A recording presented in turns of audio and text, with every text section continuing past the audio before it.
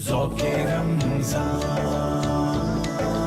ذوق رمضان جیسا کہ آپ سب جانتے ہیں کہ ذوق رمضان افطار ٹرانسمیشن میں آپ کے لیے آج 21ویں رمضان المبارک کے حوالے سے یوم علی کرم اللہ وجہہ کا خصوصی پروگرام پیش کیا جا رہا ہے۔ ہمارے ساتھ ہمارے معروف ثنا خواں سلمان ستار صاحب بھی ہمارے اسٹوڈیوز میں موجود ہیں۔ خوش آمدید کہنا چاہیں گے۔ السلام علیکم۔ وعلیکم السلام ورحمۃ اللہ۔ کیسے مزاج ہیں اللہ سلمان اس صاحب؟ رسول کا بہت کرم ہے۔ جزاک اللہ، آپ کی آمد کا بہت شکریہ کہ آپ مصروفیات میں سے وقت نکال کر ہمارے اسٹوڈیوز تشریف لاتے ہیں۔ سلمان صاحب، بات یہ ہے کہ آج جیسا کہ ہم یوم علی کے حوالے سے خصوصی نشریات پیش کر رہے ہیں، تو آج آپ ہمیں کیا سنا رہے ہیں؟ ماشاء اللہ، آپ نے آج بھی اس موقع پر، شہادت مولا علی کے موقع پر ایک خصوصی ٹرانسمیشن کا اہتمام کیا، اور آج پوری دنیا میں علی علی ہو رہا ہے۔ بے شک۔ اور آپ کی شہادت کا اللہ رب العالمین نے وہ چرچا کیا ہے جو آپ کے سامنے موجود ہے۔ بے شک۔ تو ایک خوبصورت کلام پیر نصیر الدین نصیر رحمۃ اللہ علیہ کا لکھتے ہیں پیر صاحب: ایک میں ہی نہیں ان پر قربان زمانہ ہے، ہاں ایک میں ہی نہیں ان پر قربان زمانہ ہے، ایک میں ہی نہیں ان پر قربان زمانہ ہے، ایک میں ہی نہیں ان پر قربان زمانہ ہے، جو رب دو عالم کا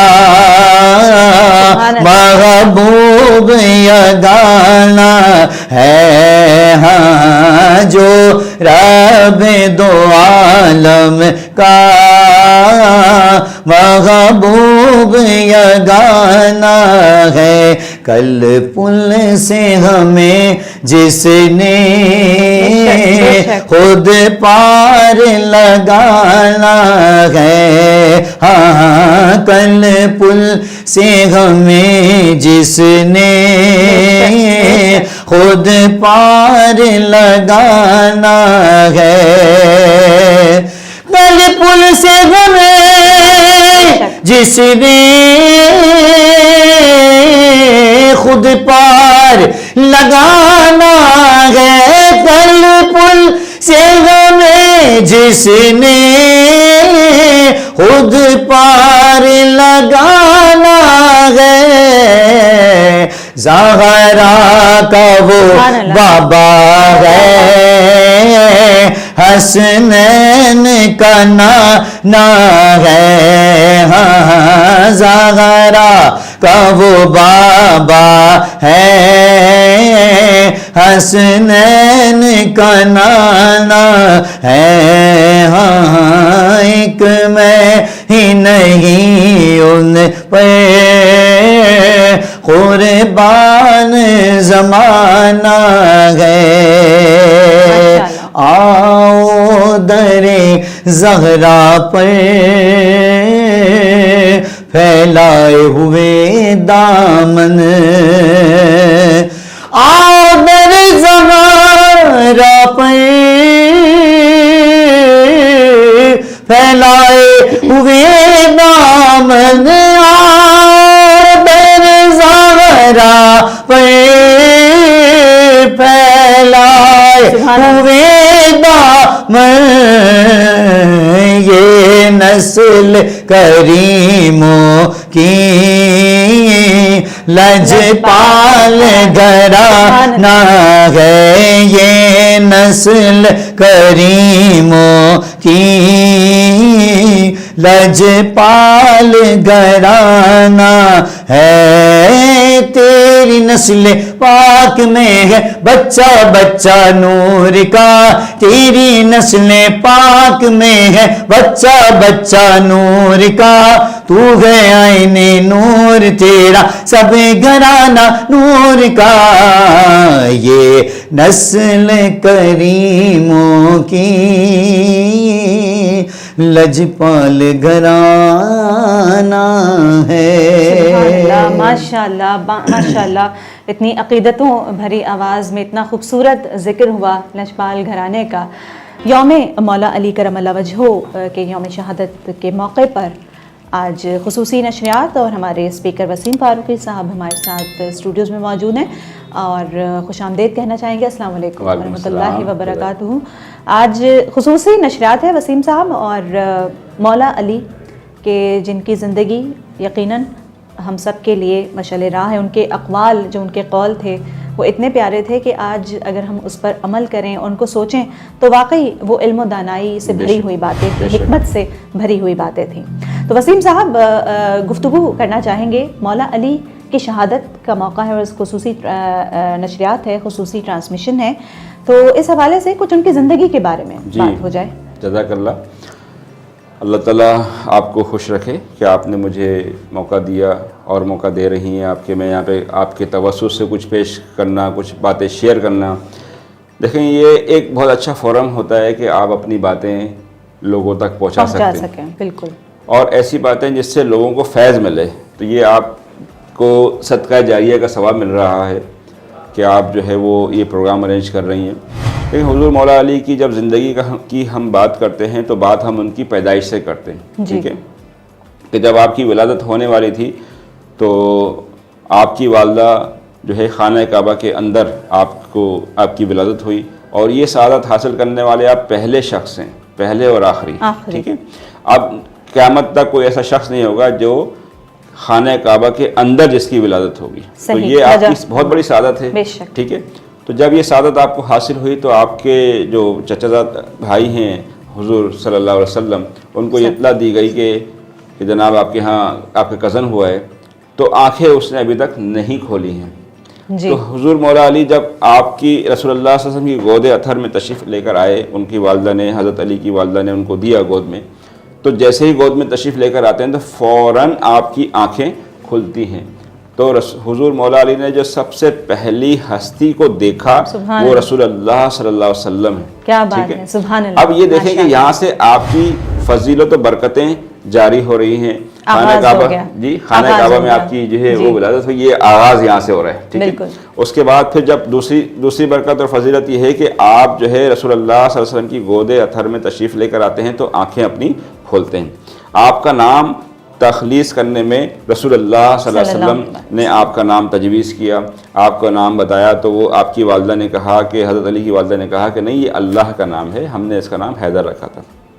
رسول اللہ صلی اللہ علیہ وسلم نے نہیں، اس کا نام علی رکھیے. یہ کوئی دیکھیں ہم یہ ابھی سنتے ہیں کہ عبد العلی نام رکھنا چاہیے، فلانا نام رکھنا چاہیے، عبد المعید رکھنا چاہیے. رسول اللہ صلی اللہ علیہ وسلم نے حضرت علی کا نام علی رکھا. جی ٹھیک ہے. علی رکھنے سے یہ بات ہمیں ظاہر ہو گئی کہ اگر ہم نام بھی لگائیں تب بھی ہم نام رکھ سکتے ہیں رسول اللہ صلی اللہ علیہ وسلم کی اس بات کو دیکھتے ہوئے. پھر رسول اللہ صلی اللہ علیہ وسلم نے اپنی ایک وہ کھجور لی، نرم سی کھجور لی، اس کو جو ہے وہ اپنے زبان مطلب چاہے اس میں لعاب دہن اس میں مکس کیا اور وہ حضرت علی کے تالو پہ لگا دی. یہاں سے جو ہے علم جو ہے آپ نے منتقل کر دیا رسول اللہ صلی اللہ علیہ وسلم نے حضور مولا علی کو، اور فرما دیا بعد میں کہ بھائی اگر کسی کو علم حاصل کرنا ہے تو وہ علی کے دروازے سے آئے.